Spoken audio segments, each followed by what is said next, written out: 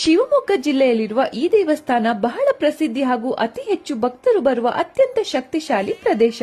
ಶ್ರೀರಾಮನು ಮಾರೀಚನೆಂಬ ರಾಕ್ಷಸನನ್ನು ಸಂಹರಿಸಿದ ಜಾಗವಿದು. 4.5 ಅಡಿ ಎತ್ತರದ ಶಿವಲಿಂಗವಿರುವುದು ಇಲ್ಲಿಯ ವಿಶೇಷ.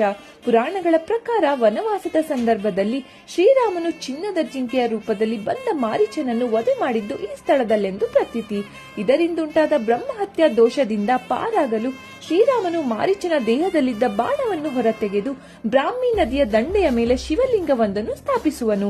ಇದೇ ಇಂದಿನ ಪ್ರಸಿದ್ಧಿ ಮಲ್ಲಿಕಾರ್ಜುನ ದೇವಸ್ಥಾನ ಮೃಗವದೆ. ಈ ದೇವಸ್ಥಾನದ ಸುತ್ತಲೂ ಈಶ್ವರನ ಸಮಸ್ತ ಗಣಗಳು ನೆಲೆಸಿವೆ. ಇಲ್ಲಿಯ ಪ್ರಮುಖ ಶನೀಶ್ವರ ದೇವಸ್ಥಾನ ಅಷ್ಟೇ ಶಕ್ತಿಶಾಲಿ. ಇದಲ್ಲದೆ ಈ ದೇವಸ್ಥಾನದಲ್ಲಿ ಶಂಕರೇಶ್ವರ, ಉಗ್ರ ನರಸಿಂಹ, ಆಂಜನೇಯ, ಪಂಜುರ್ಲಿ ದೇವಾಲಯಗಳು ಕೂಡ ಇದೆ. ಹಾಗೆಯೇ ಇಲ್ಲಿ ಪ್ರತಿದಿನ ಕೂಡ ಅನ್ನಪ್ರಸಾದ ಕೂಡ ಇರುತ್ತೆ. ನಮ್ಮ ಶಿವಮೊಗ್ಗದಿಂದ ಕೇವಲ 59 ಕಿಲೋಮೀಟರ್ ದೂರದಲ್ಲಿದೆ. ಇದೇ ತರದ ವಿಡಿಯೋಸ್ಗಾಗಿ ಆರ್ಯನ್ ಕಿಂಗ್ಡಮ್ ಪೇಜ್ ನ ಫಾಲೋ ಮಾಡಿ.